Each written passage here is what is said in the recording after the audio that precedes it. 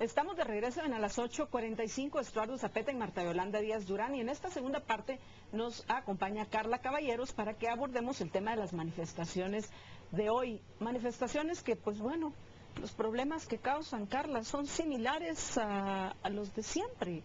Y tengo entendido que hay ya como ya lo hemos comentado en otras oportunidades, ya hay un dictamen de la Corte de Constitucionalidad de que este tipo de acciones son ilegales y que el gobierno tiene la obligación de retirarlos y tratarlos como delincuentes porque están cometiendo un delito.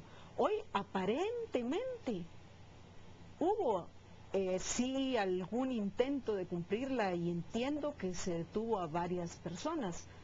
¿Qué otra información tenés tú sobre este tema? ¿Qué tal, Estuardo? ¿Qué tal, Marta Yolanda? Tal vez tú misma corregiste en la introducción, porque no son manifestaciones, son delitos, son actos delictivos los que han sucedido hoy en 18 puntos en las carreteras del país. Algunos grupos pequeños, porque hay que decir que son un número muy reducido de personas las que bloquean tramos carreteros, tanto en carretera de Occidente, carretera del Atlántico, en la carretera de la costa sur también, bloquearon accesos hacia la frontera de México, hacia la frontera de El Salvador también. La Corte de Constitucionalidad ha dado ya más de 3 amparos en los que se ordenan las acciones inmediatas de la Policía Nacional Civil y del Ministerio de Gobernación, respetando por supuesto el derecho a manifestar, que ese sí es legítimo y está bien manifestar, lo tenemos todos, pero se tiene que hacer de manera legal. Hoy hubieron 5 capturas, según informaba el Ministerio de Gobernación por la tarde, lo que me parece a mí que envía un mensaje en la línea correcta, porque quienes cometen delitos fueron algunas organizaciones como CODECA, como CENOC, como Frente Nacional de Lucha, entre muchas otras, que no es la primera vez que salen a las calles. Esta es el número 20, los bloqueos número 20 del año 2012, pero más o menos tenemos un estimado de 17 a 19 bloqueos por año en cada uno de los años.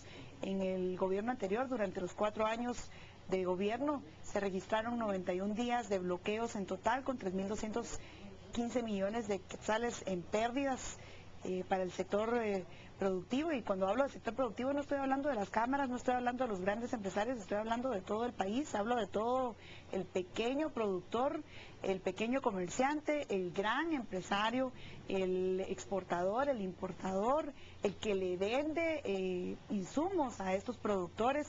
Todos los que se dedican a cualquier actividad comercial en Guatemala son afectados y resultan afectados cuando hay un día de bloqueos.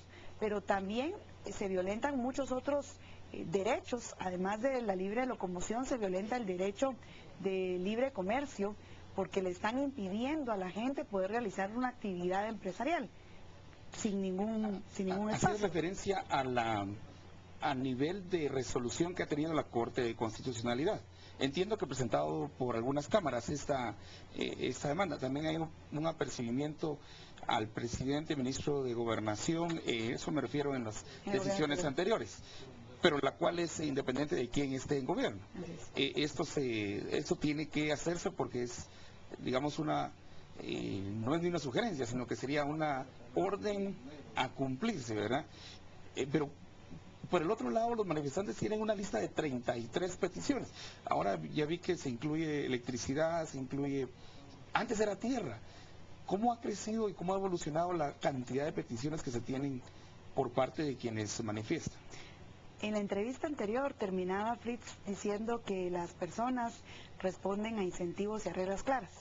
Tanto si estas son personas que van a actuar en el marco de lo correcto, que están interesadas en generar inversión, en generar empleo, como si son personas que se van a dedicar a actividades ilegales y a cometer delitos.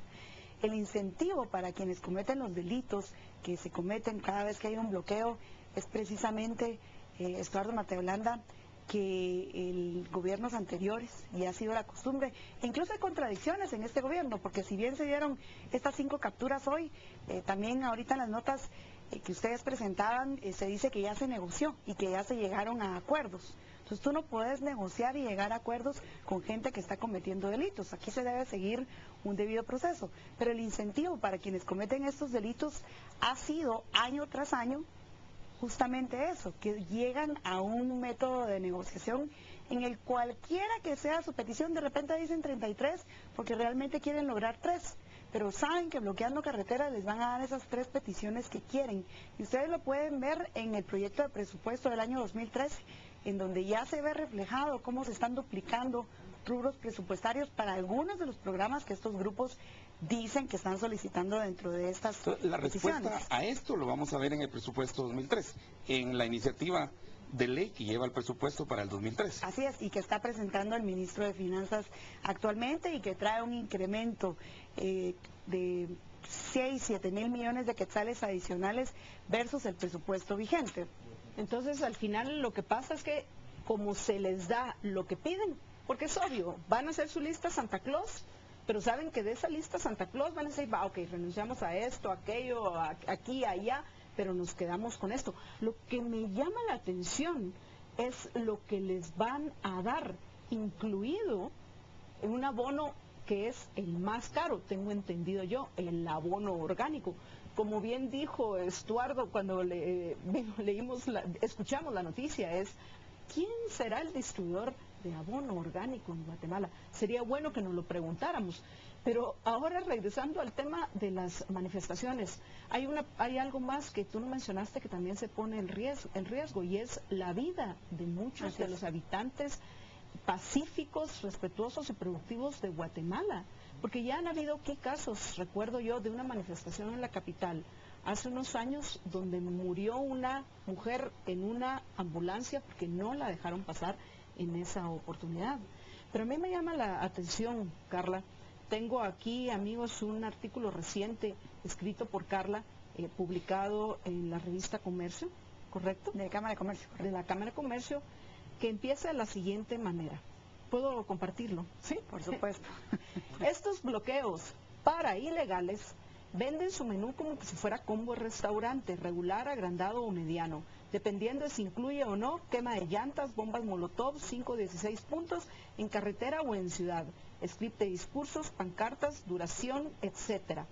Y por supuesto, no puede faltar el combo familiar, ese que incluye noches, días y hasta meses acampando frente al Congreso o en otro lugar, o el que incluye toma de aduanas, de fronteras, de mercados, de escuelas o cualquier otro edificio público. Bueno, primero te quiero felicitar por el artículo, no lo voy a leer completo porque está buenísimo, pero básicamente estás haciendo una denuncia que ya pues han hecho también otros, que esto es un negocio al final de las manifestaciones. Ya hay gente que ha hecho de esto un modus vivendi. Y así es. Y de hecho, y quizás aquí retomando un poquito el tema legal que mencionaba Estuardo, además de los amparos y los procesos seguidos a través de la Corte de Constitucionalidad y las denuncias que se presentaron en su momento también ante el Procurador de los Derechos Humanos, porque la mayoría de los derechos que se violaron o que se violan cada vez que se comete un bloqueo es hacia la mayoría de los guatemaltecos, también se han presentado denuncias en el Ministerio Público. Yo creo que he estado 2 o 3 veces acá con ustedes, con Pedro, con Silvia, hablando precisamente de eso, de la falta de acción del Ministerio Público de investigar cuál es el origen de los fondos de estos grupos que están utilizando y por qué resultan 33 peticiones. Sí. Precisamente porque son grupos que se dedican a usurpaciones, se dedican a bloqueos de carreteras y se dedican en general a cometer cuanto acto ilegal alguien les contrate para hacer. El Ministerio Público debe no solamente investigar los delitos que están cometiendo frente a todos los medios de comunicación cuando hacen un bloqueo, sino que también debe investigar cuál es el origen de los fondos que se utilizan para organizar esos bloqueos, porque hay toda una operación logística detrás y hay cientos de miles de quetzales invertidos en esos bloqueos. O sea, el bloqueo mismo, 18, 15, 13, 11 puntos, se convirtió en un negocio. Lo sorprendente es todas las denuncias que están saliendo de comunidades que estos grupos han tomado, por ejemplo, la distribución de energía eléctrica y se están financiando también a través de extorsionar a las comunidades cobrándoles una energía eléctrica que supuestamente ellos hacen. Así es, y a eso iba, digamos, a las inconsistencias que podemos ver en las notas del día de hoy. Por un lado, el ministro de Gobernación reporta 5 capturas, dice claramente que estos grupos, y lo dice al aire, lo dice en los medios, que Codeca está detrás del robo de energía eléctrica y de incitar a los pobladores a manifestar, pero que también está detrás de este robo de energía eléctrica de empresas privadas. Entonces no puedes negociar con alguien a quien estás denunciando públicamente de ladrón. Esa contradicción que ha habido entre la vicepresidenta Roxana Valdetti y el ministro de Gobernación, Mauricio López Bonilla, que no es la primera vez que sucede, pero bueno, se nos fue el tiempo. Carla, muchísimas gracias por haber estado con nosotros hoy para tratar este asunto tan importante y que nos aleja del progreso que queremos para todos. Amigos, vamos a una breve pausa y regresamos con ustedes. Quédense con nosotros a las 8:45.